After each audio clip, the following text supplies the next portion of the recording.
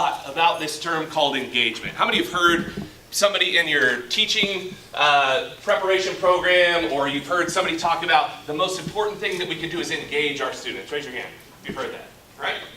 It's all over the place. It's a buzzword, right? It's just like engage students. We have Engage OK at the State Department where they have professional development.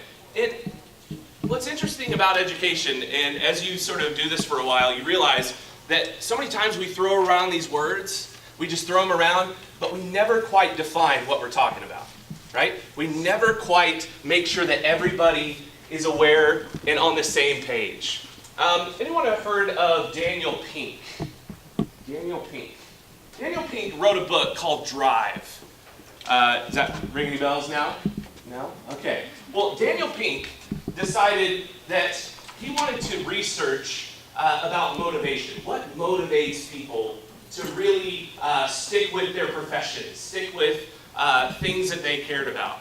And he identified 3 factors that had gone against the grain of sort of social norms and beliefs about what motivated humans for a really long time.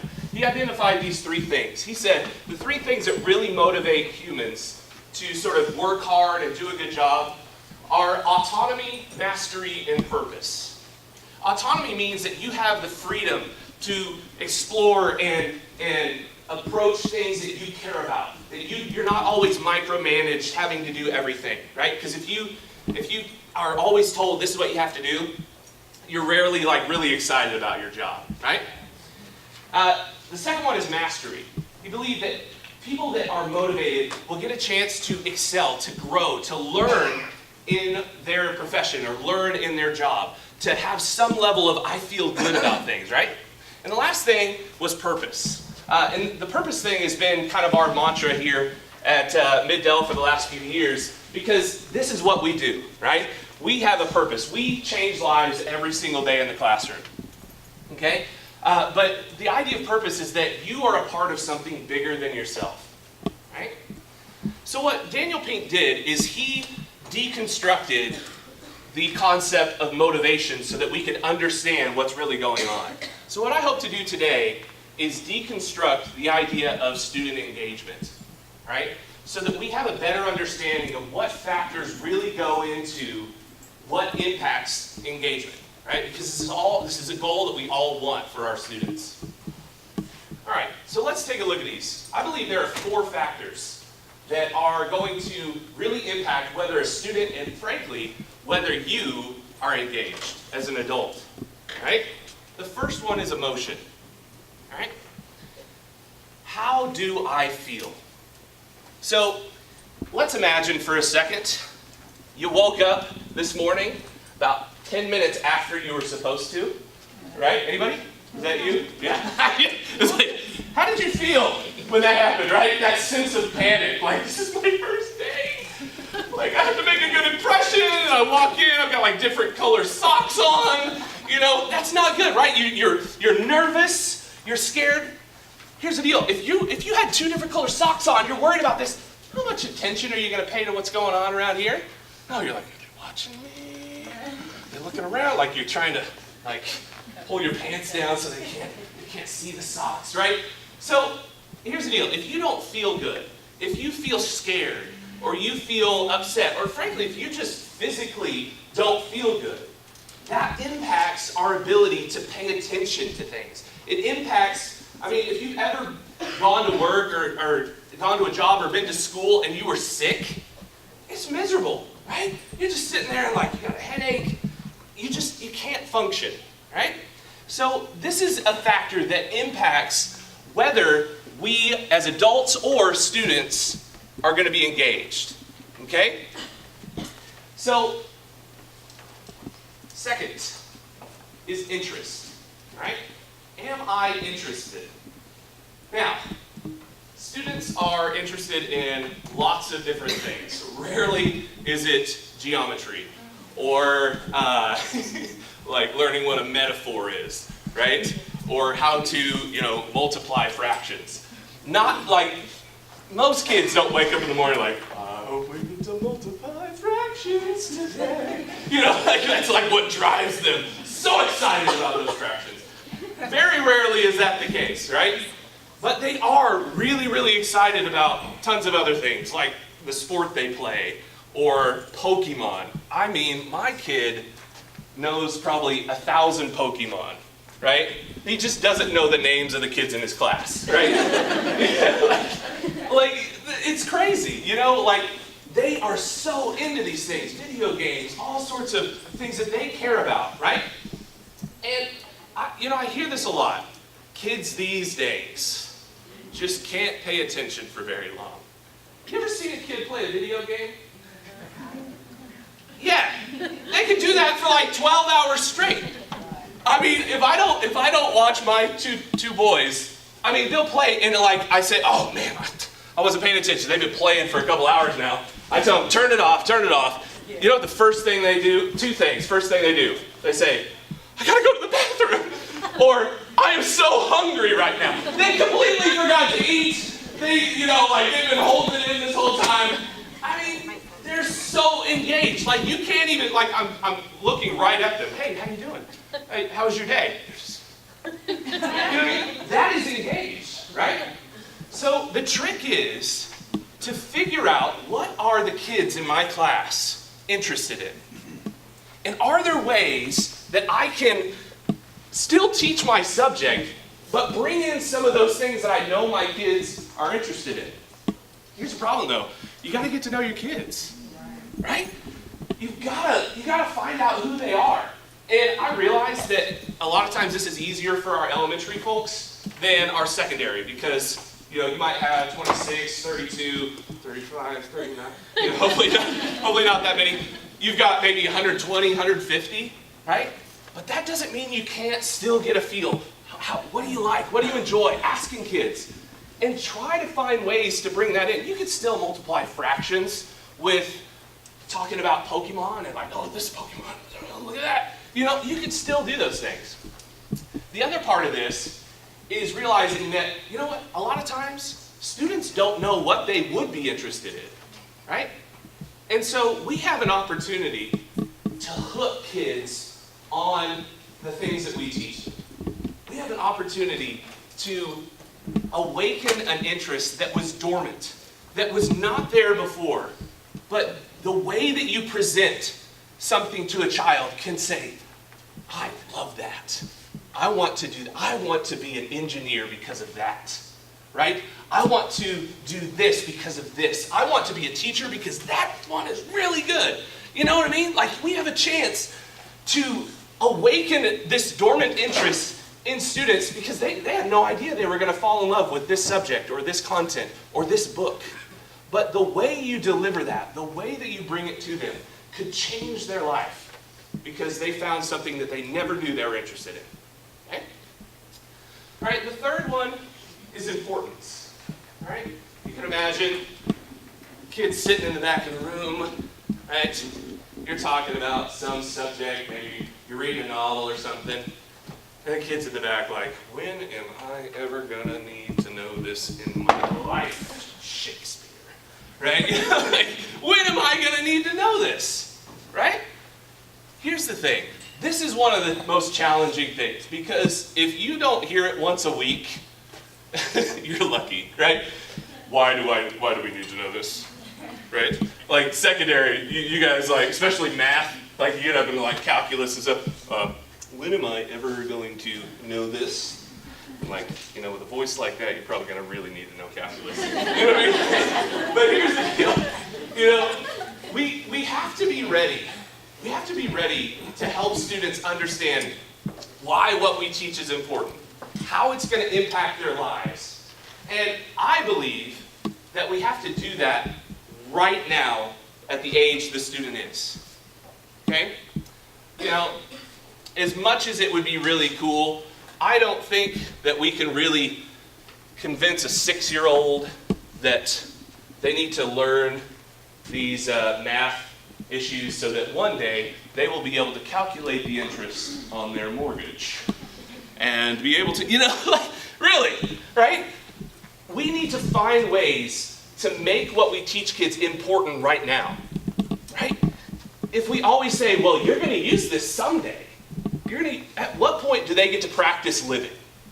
right? It's always deferred. It's always someday in the future I'm going to need to know this information. What about when they leave the school and they go home?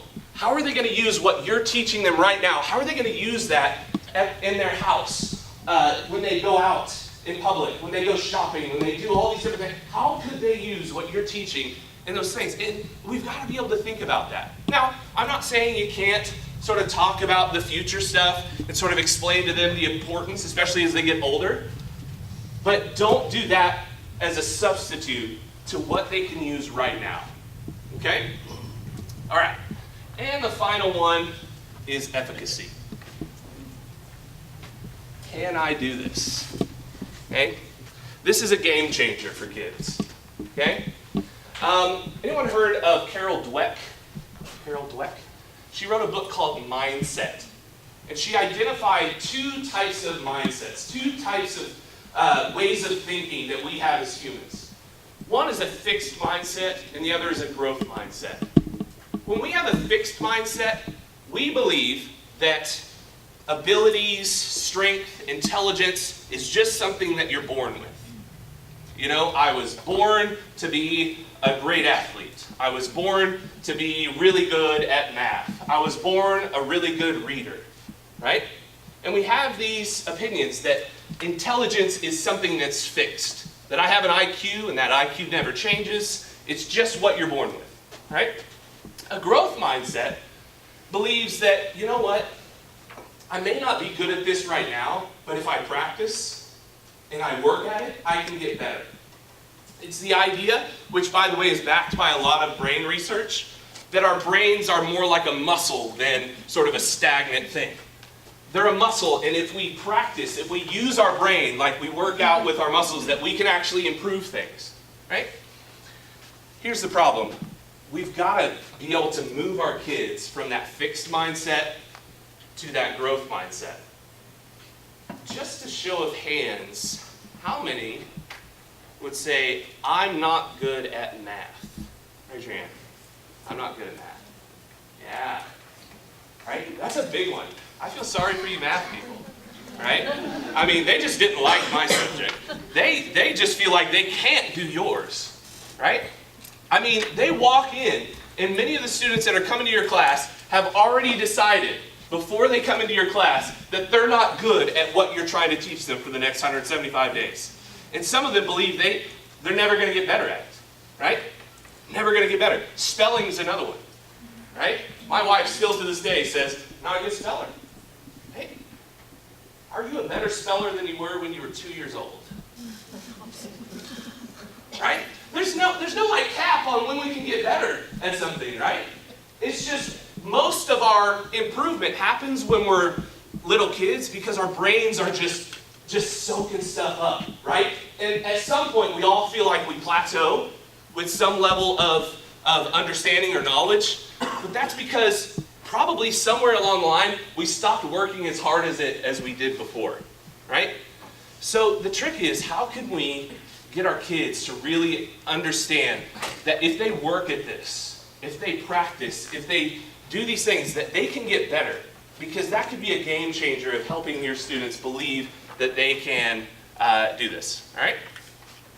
So I want you to imagine for a second that all of these four factors are in a continuum, right? That all of these factors together impact whether a student is engaged. It's not just a single sort of simple thing. They're either engaged or they're not engaged, right? So as you look at this chart, we have emotion at the top, interest, importance, and efficacy. And as you move from the center outward, so center up, center out, you increase the amount of engagement, all right? So what we would like is we would like to have a kid that feels good, right? We would like to have a kid that's very interested in their topic. We would like them to believe that this is important, and we would also like them to believe that they can do this, right? If they just try, that this is possible for them. This is the type of engagement that we want. We want a big sort of all of these factors working together, all right? But sometimes you get a student that looks like this, right? They don't feel very well. right? Maybe they've had some issues at home. Their parents had a fight the night before. They don't really see much interest in what you're asking them to do. They don't know how they're going to ever use it, right? And they don't believe that they could do it even if they tried. Okay? Now, this is a bleak picture. This isn't that many of your students. You'll find a few of these. A lot of your students might look like this. They're not feeling very good today. They're fairly interested in what you're talking about. Kind of can see how they might use it. And they might be able to learn about it. They might be able to do this. I'm not quite sure. Or this. They're feeling really good today. Kind of interested. They're never going to use it though.